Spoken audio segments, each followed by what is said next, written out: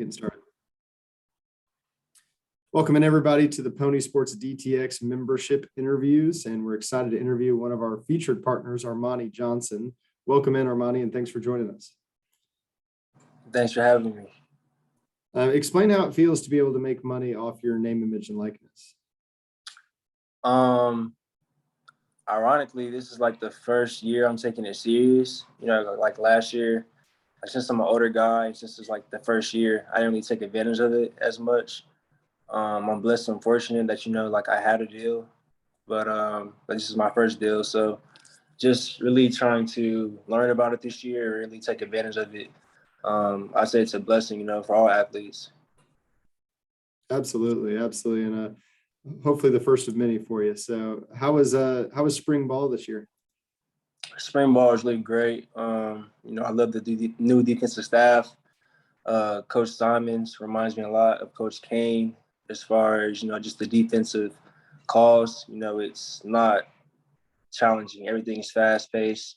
You don't have to think on the field with your teammates. You just communicate fast and efficiently, get to play, and you play ball, which I love. That was similar to Coach Kane's defense. Coach Hunley, the cornerbacks coach, the technique that he teaches is just like Kevin Curtis's. And that was like one of my best years, 2019. So I'm really excited to showcase my skills this year and just really step up and be that big guy in the secondary and be a leader on and off the field. Oh, that's great. And that actually, you partially answered one of my next questions. Was you've played now under, and correct me if I'm wrong, I don't think it's 4, but 3 different corners coaches, right? 1, 2, 3. 3. So 3 corner coaches, 4 DCs, and 3 head coaches. Yeah, that's definitely a handful, because I was going to ask you that, being one of the elder statesmen of the room, you've been through the program, the downs, the ups, the downs, everything else. So yeah. What about this staff would you say from just going through spring ball is different than some of the previous staffs or similar to some of the previous staffs? As far as what's similar, Coach Dykes really liked hiring young coaches, and so does Coach Lashley. He was around, 2018 and 19. So it's kind of like a similar feeling as far as that family atmosphere, which I like a lot. Coach Lashley, he has like a leadership council, and I'm involved in that. It's like 12 of us, and within that group, there's like older guys, juniors, and also like younger guys, like freshmen. And he's just a very, servant leader. He asks for our feedback a lot. It's not just, his way or the highway, which, like a lot of older coaches are. But, in this day and age, newer young head coaches are now being, head coaches for teams. And Coach Lashley is one of those like new age coaches where he cares a lot about his players and what we think. So he's always asking for our feedback, which I like a lot. As far as differences, it's hard to replace Coach Kaz. That was a really great guy. Best friend coach I've ever had as far as education, as far as nutrition, the weight room standpoint. But, we have Coach Grizz. He's a great guy as well. Change is hard, but change can be good. We're more so focusing on, we've always been a fast team, and Coach Kaz knew that. So with Coach Grizz, I think he's trying to put some size on a lot of us, which will help us out in the long run, especially me. So we've been doing a lot more reps, heavier weight, and things of that nature. So, as long as we can keep our speed, I think we'll come out on top and it'll benefit us. That's great. And that brings me a little bit to your next question. I know you said you're looking at gaining some weight, but what are some of your biggest goals that you plan to work on over the off season? Like, 1, how much weight do you plan to gain? But 2, do you have any other goals that you plan to perfect your craft so you can kind of get back to that top status and maybe become that all conference corner? So my goals, well, I guess my weight, I'll start with that. Right now I'm currently 178, 180. I would like to play at 180, 183. And then, train for pro day and all that stuff, 185. I don't go over 185. As far as goals this season, I do want to go 12-0 and win a bowl game. I haven't won a bowl game since I've been here, which, kind of Mhm. sucks. So the past 2 years we were bowl eligible, but the games got canceled due to COVID, so that sucked. Um, so yeah, go 12-0 and win a bowl game. I want to have 5 or more interceptions. I want to beat my PBU record that I have from 2019. I believe I was third in conference, and Brandon Stevens was second. So I think he had like maybe 12 or 13, and I had like 10. So just trying to be the best in conference to get that All-American spot. So just dominating my position. I want to be consistent in my technique. I don't want to be up and down throughout the season. I just want to be steady all throughout the season and just really truly be that lockdown corner and dominate and really just have teams fear me looking on that side of it as a corner and quarterbacks not throwing to me. So all that comes with just doing my job, taking one day at a time and just being consistent and everything else to take care of. So I have no doubt about that. Oh, that's great. And love that answer. I think everybody likes the idea of the corner room getting back to that aggressive nature from 2019 that you and Brandon carried over. And what would you say you've learned from the ups and downs of your career, having, really good 2019 and, not that you had bad years in 2020 or 2021, but not quite the year you had in 2019. What have you kind of learned that could help you, get back to that 2019 status and, as you were talking about, surpass that? So as dumb as this may sound, or yeah, it sounds pretty dumb, but with me being a younger guy, when Brandon Stevens came, that's when we played together the first year. We both had pretty great years. In that second year, which was his first year, I'm sorry, back in 2019 was his first year ever playing corner. He was a running back, all that. So like seeing him and what he did was impressive. And then that was my first year playing as well, as far as college football goes. I had injuries my first 2 years. So I think both of us to have those type of years was phenomenal and great. And then moving on to 2020, he kept elevating his game. And I didn't really quite have the same stats as I did the year before. And I didn't know why or what was different until, I looked at Brandon. I always try to not allow someone to outwork me. And I felt like he wasn't outworking me. Not that it's between me and Brandon, but, I'm always trying to be the best in the room. And obviously, like, he performed at a high level, right? So just evaluating myself and seeing, well, why did he have another year of success and I didn't? Well, he perfected his craft. Me being a younger guy, like we hear about that all the time, but you don't really know exactly what that means. So in my head, I'm thinking perfect my craft as far as, I'm gonna dominate workouts today. I'm gonna eat right, just the things you're supposed to do. But Coach Kai's always used to have a saying, like, I don't remember it verbatim, but basically we all have the same amount of hours, right? And we're all at the same place doing those hours.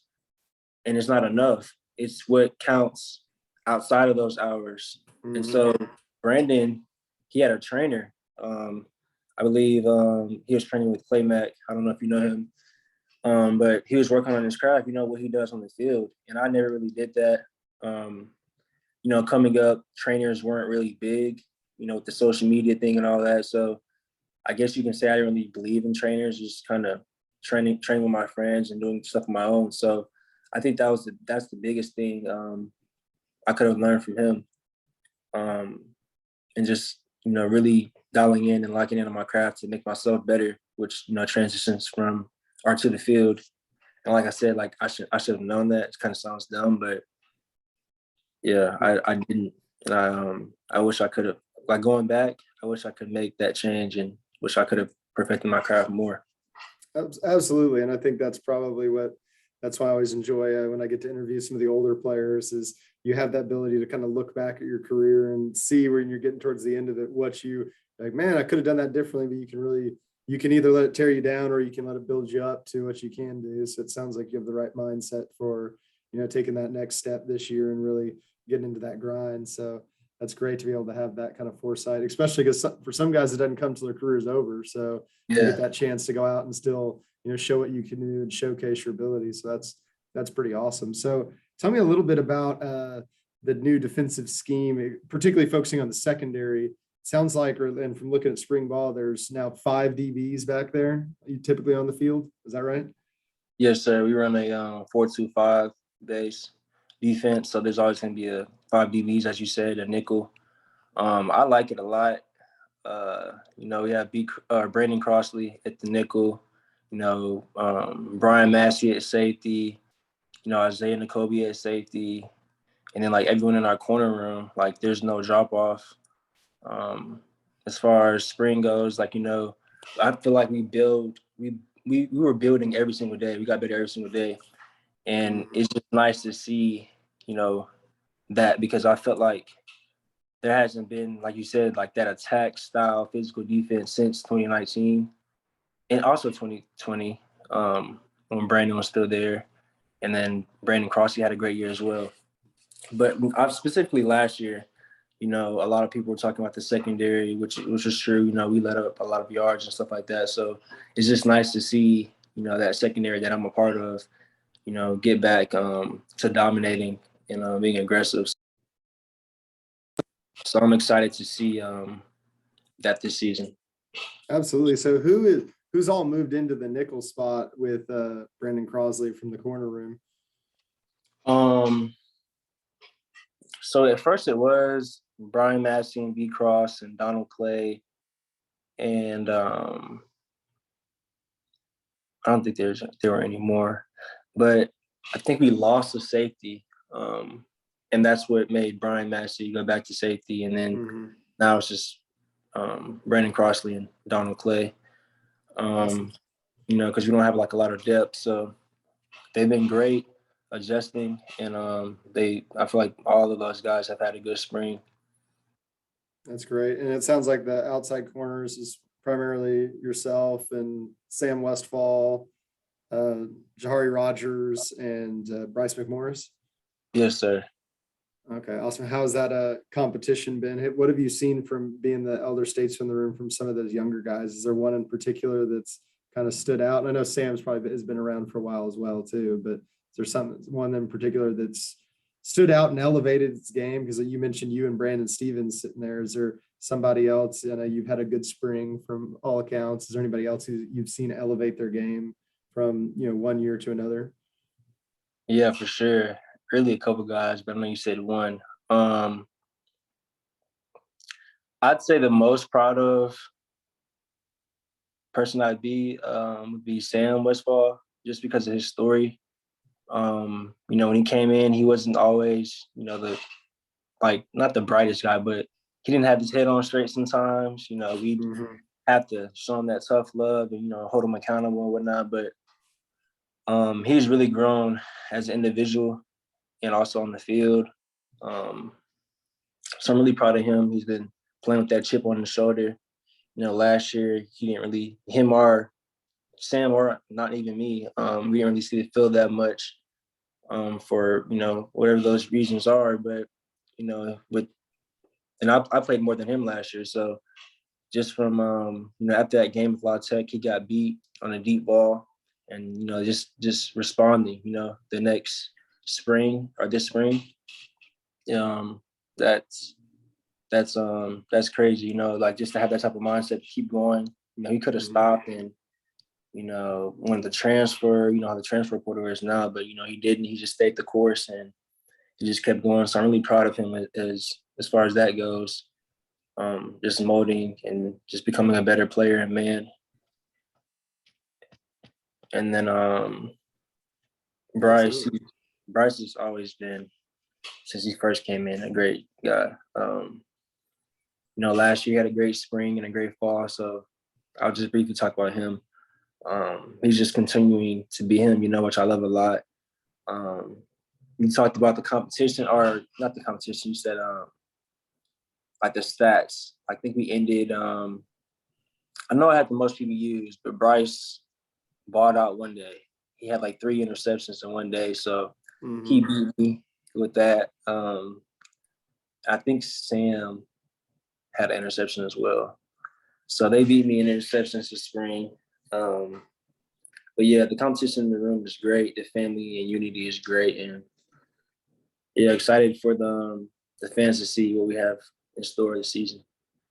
Absolutely, be the bounce back story, which everybody's excited to see from you guys. So tell me a little bit about some of these, just you being an observer on the defense, some of these other positions. I'm just going to kind of laundry list it. I'm sure there's 5 guys you could name at each one, but if there was one linebacker you had to pick out that you think has had a best spring camp or really balled out this year, whether it's improved or just looks like he's the dominant guy, leader in the room, who would you kind of highlight? I'd definitely say Jimmy Phillips. You know, he's had a lot of people in the I guess in front of him and also in the past that led him. You know, I'll name my old roommate Delano Robinson. Mm-hmm. You know, just from Jimmy being a freshman. So Delano, Richard Moore, like all those older guys that aren't here anymore. You know, he's had examples of what leadership should look like and just being dominant in that linebacker room. So yeah, he stepped up a lot. He had a great spring. He looks very confident in his play. And he also shows leadership as far as stepping up and, you know, like pulling guys and helping them out. So that's great to see from Jimmy. That's great. And what about on the D line unit? Would you say there's one guy who's either come out of nowhere and become a breakout candidate or somebody who's really been the kind of dominant force in that room? Um,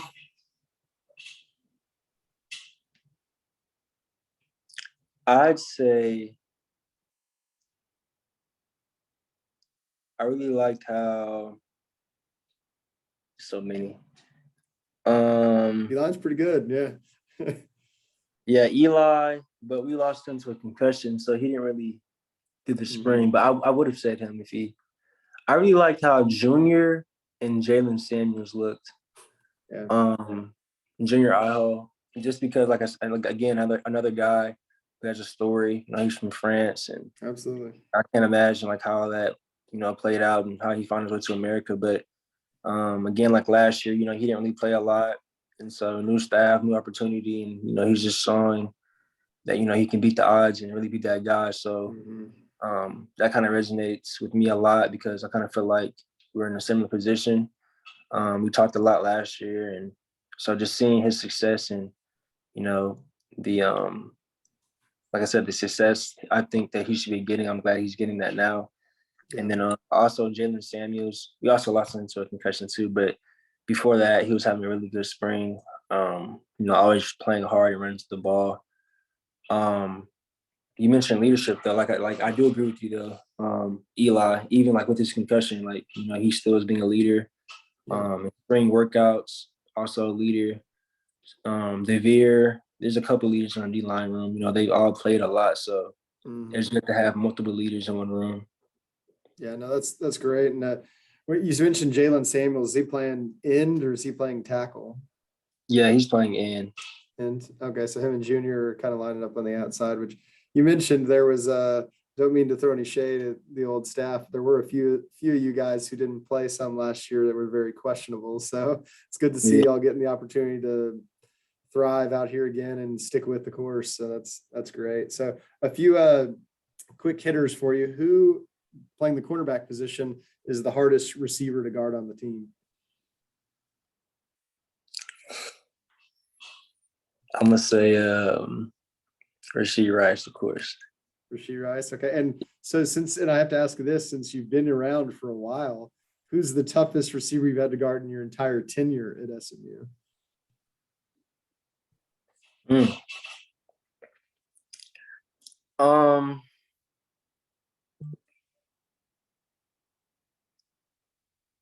Some great ones. Absolutely. Yeah, so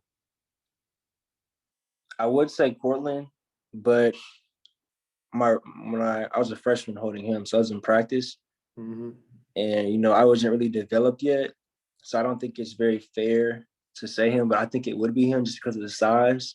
But if I had to choose one, where I'm developed and all that, I'd say James Prochet. Yeah, for sure.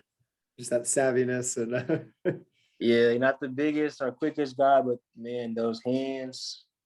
Yeah, they tell some stories. Yeah. Yeah. So who if you had to pick a wide receiver from looking at spring ball who you think had kind of a breakout season, so not a Rashid, but a receiver that you thought had a really good spring that either didn't play a lot or was a young guy that you think could have a big year this year, or someone who just wasn't here, who would you pick? I definitely say Austin Upshaw. We came in together. He came in as a quarterback, so just that transition from quarterback to receiver, and just staying the course and working that process from quarterback to receiver. You train all your life to be a quarterback, and you go to college to be a receiver. Like that has to be hard. And so just seeing his strides from this year or from last year to this year, and just having all those great leaders in that room, like James, Reggie, all those great guys, Danny, Gray, all those elite receivers, it pays off. And I really like Coach Likens.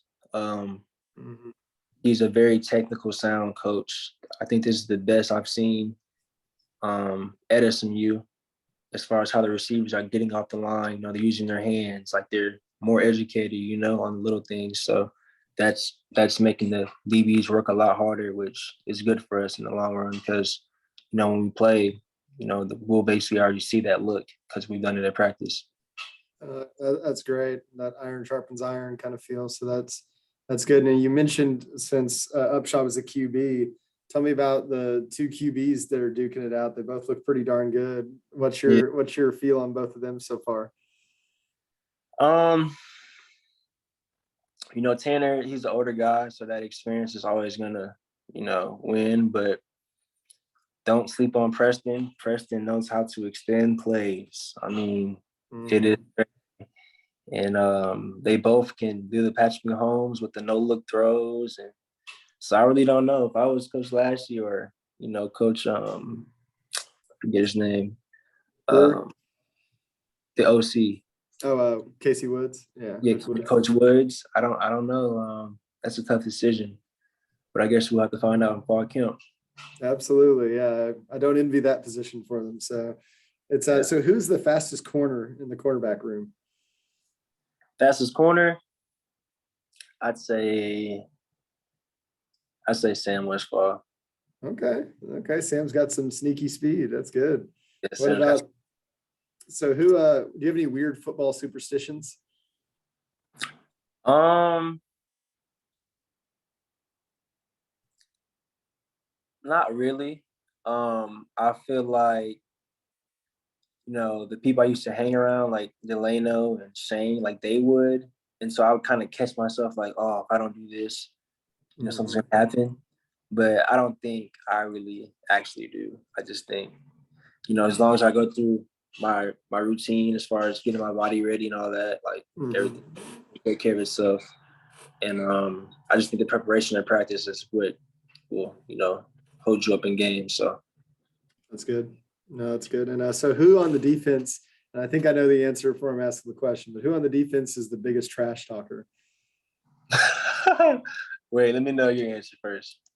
I've heard a lot about B Cross. Yep, that's him. That's right. Yep. Exactly. All right. I think I've gotten that answer like 4 straight times. Oh, B Cross.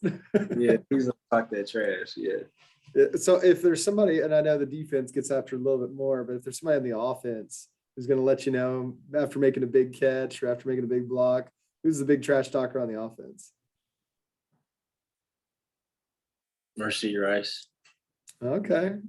Yeah. Hey, it comes with I guess it comes with the stature, I guess. So you got to have a little swag there. So definitely.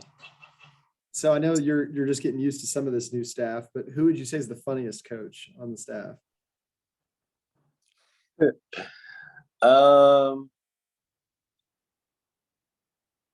It's definitely out of Coach Simons and Coach Hunley. Okay. Yeah, for sure. So it won't be one of them, but who's the most serious coach on the staff then? I'd say Coach DC, the strength coach. Okay. Yeah, when we're doing stuff, usually like we can, like in the past we work and talk, but he doesn't really like that, and so sometimes it kind of blows up on us. But he's still a good guy. I like him. Okay, and so last question for you: Which coach on the staff would be the worst dancer? The worst dancer.